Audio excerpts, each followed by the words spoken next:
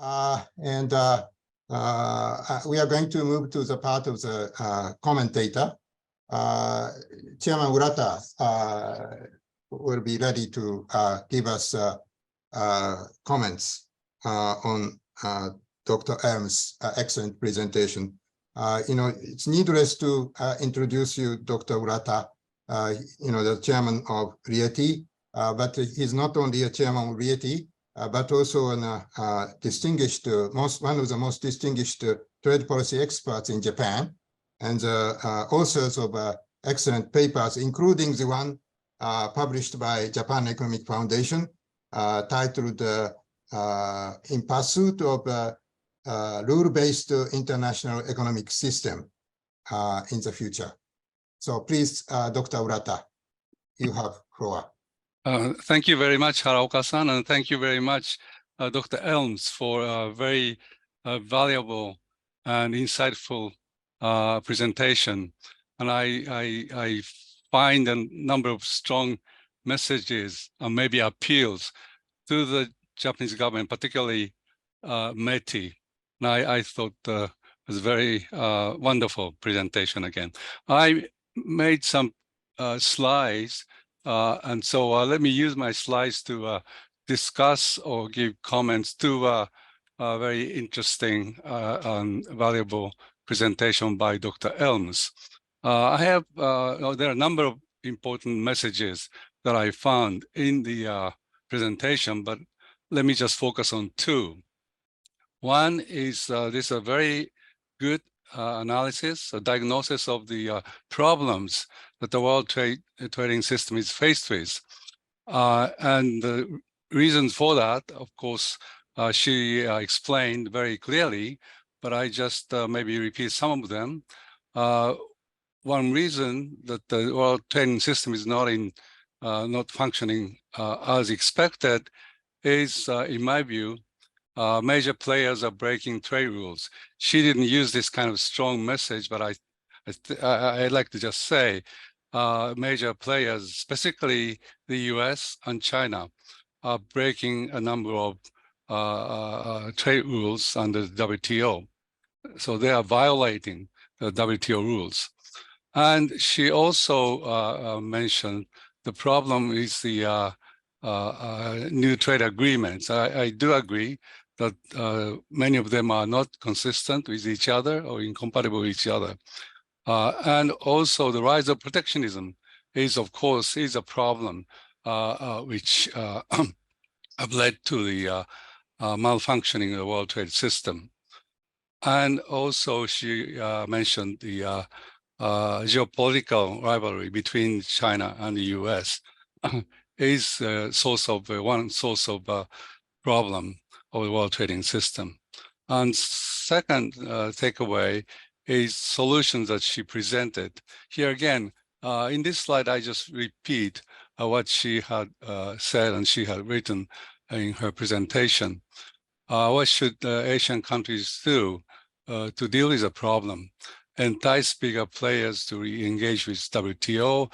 And as she mentioned, and I agree that this is very unlikely, considering the situation in the US and China. Second possible solution, which I'd like to support and I'd like to discuss later, is a coalition of middle powers to shore up system and create workarounds. And the third possible solution, here again, I agree with this, is to create network of trade agreements, preferably with similar model language or approaches. Now, let me go to my comments and questions. First, like I'm repeating myself, I thought her presentation was excellent. And this gives a very good analysis or diagnosis of the problem that the current trading trade system in the world is faced with. And my comments are shown in black letters. My questions are written in red letters here. Like I said earlier, coalition of middle powers to create rules-based trading system is a very good candidate. And here I just put the countries that I thought can lead the process. Japan, Singapore, Australia, New Zealand, Canada, possibly ASEAN. So my question here now, go to this, my question in red letters.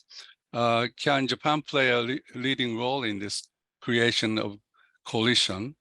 Do countries in Asia expect Japan to play that role? And if so, how can Japan do it? Maybe this is a question that Dr. Elms like to pose to METI officials in Japan, but I'd like to hear your views on Dr. Elms' views on this question. Second, again, as I said earlier, enlarge, or maybe I didn't say this before, but enlarging CPTPP, RCEP, these existing mega regionals by accepting new members could be a good candidate or solution. And she also emphasized the importance of setting up secretariat. I agree. So which country should secretariat be hosted for CPTPP and RCEP? I guess for CPTPP, Dr. Elms said Japan should be maybe a country to host a secretariat. And for RCEP, I don't think she's, maybe Indonesia, you said, or possibly Malaysia, other countries. And in addition to the possible hosting country for these two mega regionals, I'd like to ask Dr. Elms, specifically, should CPP members accept, should CPTPP members accept China? Okay. Next comment is the, here, as I said earlier, creating no, this is a point, sorry, that she raised in her presentation. Creating plurilateral agreements like digital trade, is this a possible, maybe a way to deal with some of the problems that we are faced with? Well, she talked about digital trade, DIPA, and so on, but there's also, as you, there's no point in pointing out from me about the discussions being done at the outside of WTO. I think involving quite a number of countries, maybe 70 countries or so, to discuss digital trade. So plurilateral agreements, I think, could be a possible alternative to current WTO. Okay, then what are the challenges? I guess she also already told us about these challenges, but then the question is, how can they be overcome? So this is a question I guess I'd like to pose here. Now, the third one is a business sector involvement. She told us about the different attitude or different relationship between business and US Congress or US administration. And I do understand that's a problem, but how can we attract business sector to get involved in trade talks, in promoting trade talks? So what does it take for the business sector to play that role? That's a question. Final question, point and the question is the geopolitical problem. Decoupling from China is likely to continue, and I think IPEF is one of the means to decouple from China. Then how should countries like Japan and other Asian countries deal with this situation? How do we deal with IPEF? This is an anti kind of China, initiative. But of course, a number of countries, including Japan, do have a lot of business with China. So how can or how should countries like Japan and other Asian countries deal with this anti-China initiative? So these are the questions that I'd like to raise for Dr. Elms to respond to. Thank you very much. Thank you so much, Dr. Urata, for these excellent questions. And I have 3 questions on chat box. And the first question is similar to one of the questions provided by Dr. Urata. I'm going to pick up. Time is limited. We have only about 15 minutes. So I'm going to pick up arbitrarily 3 or 4 questions to Dr. ELMS. And I would like Dr. ELMS to respond to those questions. The first question is first question is question 1 on the chat box. Could you elaborate further Japan's contribution to changing the situation by plurilateral, regional, and other initiatives? I think that's similar to the first question provided by Dr. Urata. And the second question is Secretariat of CPTPP and RCEP by Dr. Urata.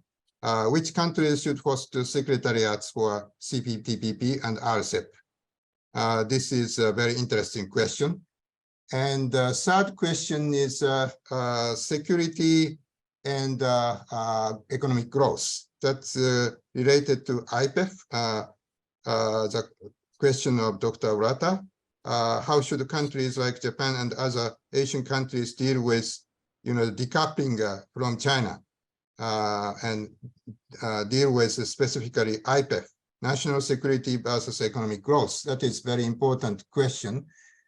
And last question is in the chat box. Do you have any good idea to realize e-commerce agreement and joint state initiative as legally binding, meaningful agreement by the time of next ministerial for salvaging WTO?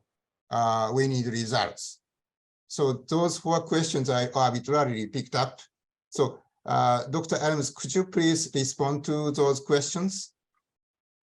Sure. I mean, I think they're big questions, so 15 minutes is probably not enough, but I'll see what I can do. Yes. On the question of Japan's leadership, I mean, I think, is anyone like directly saying Japan needs to pick up the baton and drive this forward? I haven't heard that, but that's not because it's not a good idea. It's not because Japan couldn't do it. I just think partly we haven't had a real recognition of where things are changing and how things are changing, and partly because I don't think Japan has picked up the baton, with the notable exception of CPTPP, which was dazzling, to be honest. It was dazzling and it was unexpected. The fact that Japan took the TPP and pushed it forward and got it into force is amazing. And I think that is the kind of thing that shows to me that there is an appetite for allowing Japan to be a much more important player in the plurilateral context and also in the regional context, and potentially, of course, at the WTO as well. So I think Japan has an important role to play, but if you're going to wait for people to ask you directly, that could take forever, right? So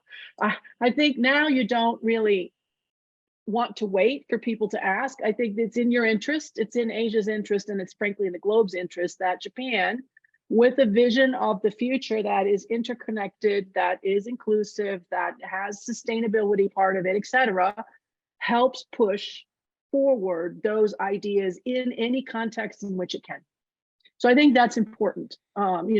Trying to sign on to some of these, I think, is important and relevant, including potentially areas where Japan has not played a role, like some of these digital economy agreements. I think Japan could be thinking about, should it have a DEA? Should it join DEPA? What should it do on digital? What could it do on climate and sustainability? I don't know whether this New Zealand initiative that I mentioned is going to get anywhere, but something like that, at least a conversation, I think is worth, Japan being part of that conversation. What are we going to do about climate and trade? And what are the options that we have available? I think Japan could play a key role there. The reason why I promote Japan as a secretariat host for CPTPP is because A, we need a CPTPP secretariat, but B, because I think it's another signal of Japan's intention to push alternative ways to think about integration at a high level of ambition. So this is one where it seems to me to be a natural fit. We need a secretariat. Japan is extremely capable, very competent, could do this job extremely well. I think that's a natural fit. We need a secretariat. Now, of course, that will be challenging for the question that Urata-san asked about, what do we do about China? Because then Japan is much more front and center in that conversation about China, potentially, depending on your timing, which will be challenging. But if we don't have a secretariat, you're screwed anyways, right? You really need to have, I think, a neutral body who can say, we, the members, think A or B. And it's not going to be Japan said no to China or Japan said yes to China or whatever. You don't want that. You would like to be able to put it on the secretariat. The secretariat has polled the members and the members think X. That is so much better for you. So you need a secretariat for that reason as well. On the, will China join CPTPP? I don't know if they will join. So I would say to folks who are thinking about China's accession, there are 3 points that matter. The decision to open a working party, the process of the working party, and then do we accept the entry after the working party concludes? I still have a hard time, and I realize it's very hard for Japan, but I think it's a very hard thing to say no to China at the development of the working party. I don't think there's enough evidence at the moment that says that there's a reason to say no to dialogue. Where that dialogue goes, we don't know. And it's not until you actually start the working party that I think we will have enough information about what is China actually willing to commit to in the CPTPP. But to tell them no at the beginning before we've even had a dialogue strikes me as a mistake. So I think you start the working party. Then you see what happens. I mean, for all you know, China could be incredibly cooperative. I mean, it's hard to imagine, but I could imagine it. They could be hugely cooperative and that could be very useful. Or they could be not cooperative. But in any case, I think you have to start the dialogue. And then how long it takes is a different issue. So it could take a long time, could be short, I don't know, but let's get started and then find out where we're at. Can other members join? Can the EU join? I think it's possible. It would be hard for the EU because the CPTPP rules are sometimes at odds to the EU, which is my whole point. We're starting to fragment because we are not all aligned around some of these newer areas. And so but I think that's a conversation that should be discussed, that should be raised. Should the EU join the CPTPP would be interesting. On our subsecretariat location, just to sort of quickly go through that one, that needs to be, I think, in an ASEAN country. I think it would be weird if one of the dialogue partners took the RCEP secretariat, but I don't think it should be in the ASEAN secretariat. So not inside of the ASEAN secretariat in Jakarta. Now there should be a department, yes, that helps ASEAN remember what is our commitments under RCEP. But these two bodies do different things. They have different members, they have different outcomes, they should be different. I really was excited when Cambodia was pushing itself as the RCEP secretariat host. It's an unlikely choice, but I think it could be very interesting. And so I personally think it was a great idea. Put it in one of the newer members of ASEAN, where we're already funneling a lot of development aid and capacity building, and where the government is super enthusiastic about embracing integration. To me, that seems like a great showcase for how RCEP delivers development objectives. That's the kind of message you need if you want to move trade integration forward beyond this region. If you want to get Latin America, Africa, et cetera, on board, you have to say, look, it helps developing countries. Here is an LDC that has seen the reason why trade matters, has embraced it, and is actually going to graduate from LDC status. Let them have the secretariat. I think that would be a great idea. And then Japan, I think, could usefully support Cambodia and others in delivering. And we need to deliver, because as your questions keep noting, if you can't deliver results on some of these issues, then you cannot get traction from citizens and you can't get traction from business. So how do we get business back at the table? You have to give business some reason to care. And what I worry about, especially with an IPEF type structure, is that it could very easily be completely uninteresting to business. And then what do we have? We have business isn't interested, citizens aren't interested. It's supposed to be part of a decoupling solution and a way to think about alternative organizational structures. But if it doesn't actually do anything, then that's not going to support or harm a decoupling initiative. So I worry to me about IPEF because it's a framework. I'm fine with frameworks. I understand why a framework matters, but it's being positioned as if it's an alternative to the TPP, as if it could actually deliver decoupling. And I don't think it can. I don't think it can. I don't think it will. And if it does, that's not where it is now. And so I think you're going to have people disappointed by the outcome because you're already over-promising and you're going to way under-deliver. And that's how you get business to leave the room, because business says, why should I invest resources in things that do not deliver? It's a problem. So I think the question that you had coming in about the joint statement initiative on e-commerce is absolutely on point. If you cannot deliver something in the JSI on e-commerce, business will be even more disengaged, because business says, well, the only thing of interest to us has been this conversation.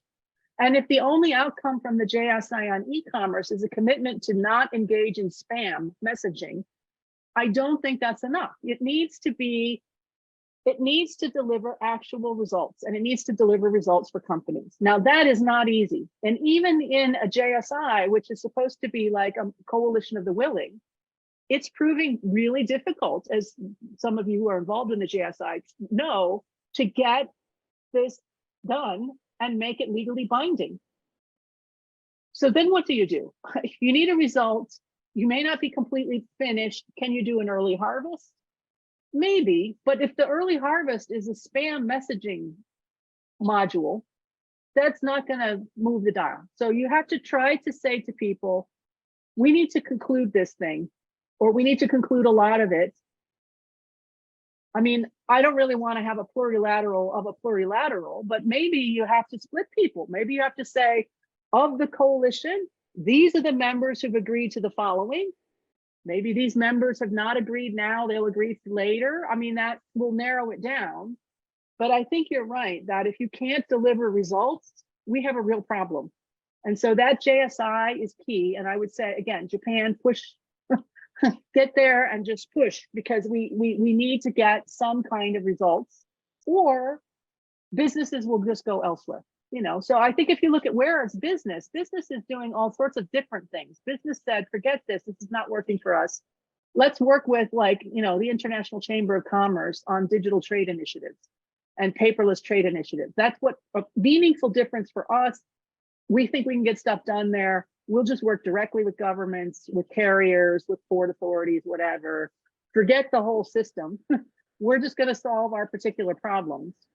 You could do that. But again, for me, that's a bit alarming, because that means big companies in big markets are actually setting the rules, not governments, not developing countries, not smaller businesses. Like, that for me is alarming. So trying to make sure that we have government at the table for the solution of problems is super, super important.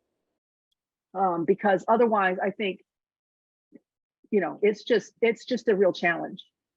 And I think for Japan in general, just to sort of, because I realize we're running out of time, I would say for Japan in general, I mean, I think there's a great story that can be told that I think is perennially not told loudly enough, not told well enough. This is a moment where we have complete disruption, where I do think Japan needs to step it up and do so in a much more public way and say, it matters to us, it matters to our citizens, it matters to our supply chains in the region, it matters to our region, whatever. We're going to pursue the following kinds of initiatives and genuinely then drive some of these outcomes. And I don't think there's hostility to Japan doing that, which is great. And I think there's plenty of good ideas. So I think you just need to say, this is our moment. And if we don't do it now, then the alternative is going to be much worse for us. A fragmented system is a real problem for a place like Japan. It's a problem. A fragmented, decoupled system where you are both economically dependent on both parties in that, politically in the middle, militarily stuck. Like, the last thing you really want is that decoupling initiative to get a lot more traction and a lot more steam. That is going to create no end of problems. So anything you can do to ensure cooperation among the largest number of players is important. And I think you got to be bold. I realize it's not really a Japanese trait, but I think you can do it. Be bold seize those initiatives and push as much as possible, sometimes quietly in a typical Japanese sort of behind the scenes, that's fine. But sometimes you're going to have to be public about it because nobody else is. And so when it's in your interest to be more vocal, be more vocal. I mean, I don't understand why you're hiding when you know the alternative is not great. Thank you so much, Dr. ELMS, for responding to the questions excellently in such a short time. We have about 1 minute, and the last question is on the chat box. It's about Japan-ASEAN friendship and cooperation. This year makes the 50th anniversary of this Japan-ASEAN friendship and cooperation, and the cooperation will continue. What risks, if any, do you see for ASEAN-Japan relations in the future? That's my last question. That's a great one. I mean, I would say, look, Japan is incredibly invested in ASEAN and nobody knows it. Nobody knows it. So why is that? That strikes me as peculiar. Why don't we know what Japanese companies are doing and what the Japanese government has been doing? Japanese funded initiatives for development aid, for capacity building. They're very quiet and under the radar. And I think, again, for me, that's a mistake. You want to say for 50 years, Japan has been a leading partner in ASEAN. And I think this is a perfect moment at this anniversary for Japan to trumpet what has it done? What has been built with Japanese companies or Japanese aid or Japanese support? What has been developed along the way? I think this is the moment for Japan to say, this is a relationship that goes back decades, foundation to both Japan's identity, but also to ASEAN's outcomes. And then of course you build on that. We're looking forward to the next 50 years. And so that's one where I think Japan, as an example, could very nicely support ASEAN development through RCEP.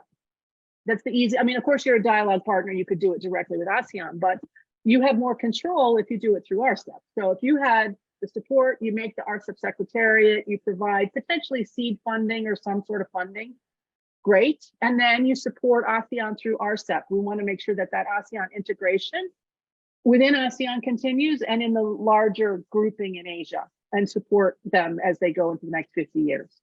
So I think there's some great milestones that Japan needs to leverage in its relationship with ASEAN and the region to push that integration agenda and initiative. None of us would be where we are if we hadn't had 50 years of economic integration. So I mean, for me, this is this exact message that you should be sending, and you happen to have an anniversary that makes it easier to send that message. Thank you so much, Dr. ELMS and Dr. Urata, for your excellent presentations and excellent discussion. It's now time to finish this BBL. That's all. Thank you so much, all. So this is the end. Thank you. Thank you. Thank you. Thank you. Thank you.